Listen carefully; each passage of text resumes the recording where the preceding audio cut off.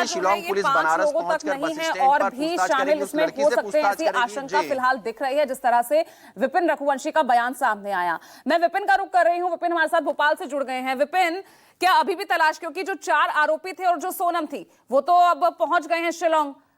और चारों आरोपी भी आज पहुंच जाएंगे जिनकी आज वहां कोर्ट में पेशी होगी, लेकिन 2 लोगों का जिक्र यहां पर राजा रघुवंशी के भाई कर रहे हैं कि उनको कॉल एक मिली थी जिसमें सोनम को बनारस में 2 लोगों के साथ देखा गया। तो अभी भी यहां पर रेड छापेमारी क्या इंदौर पुलिस की तरफ से की जा रही है? देखिए पूजा, जो 4 आरोपी हैं जिनको अरेस्ट किया गया था, 3 आरोपी ने ये बात को कबूल कर लिया है कि राजा की हत्या उन्होंने की थी।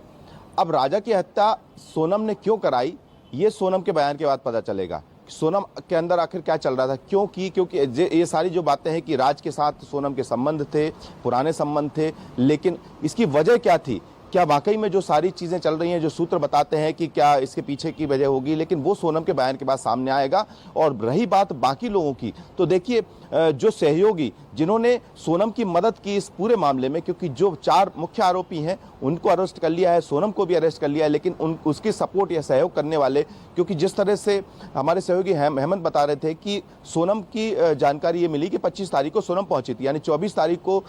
ये वहाँ ये पूरा हत्याकांड को अंजाम देने के बाद अगले दिन सोनम का यहाँ पहुंचना, जो सूत्र बताते हैं, यानी सोनम ने एक तैयारी करके रखी होगी कि वो बता पाएगी कि उनको अगवा कर लिया था, लेकिन इसके बाद वो जैसे तैसे वापस आ गई। लेकिन इस प्लानिंग का हिस्सा ये इसलिए बदल गया, जिसको क्या कह सकते हैं, प्लान बी, कि जब देखा कि पूरा मामला मीडिया में सुर्खियों में है, यहाँ तक कि मध्य प्रदेश के मुख्यमंत्री, मेघालय के मुख्यमंत्री की जब बात हो रही है 25 तारीख को, तो फिर उसको लगा कि यहाँ इंदौर में रहना सेफ नहीं है, इसलिए वापस किसी की मदद लेके, अब बात वही है कि मदद किसकी ली गई, उस मदद के जरिए वो वापस बनारस पहुंची। और जिस तरह से बनारस में किसी युवती ने उसको देखा, क्योंकि इनाम रखा गया था विपिन रघुवंशी की तरफ से 5 लाख रुपए का कि कोई भी उसकी सूचना देगा, तो आखिरकार जो हम कल भी बात कर रहे थे कि कुछ लोग जो उसको साथ खड़े दिखे, 2 लोग, और उसको बस में जब पहुंची गाजीपुर, तो वो 2 लोग कौन थे,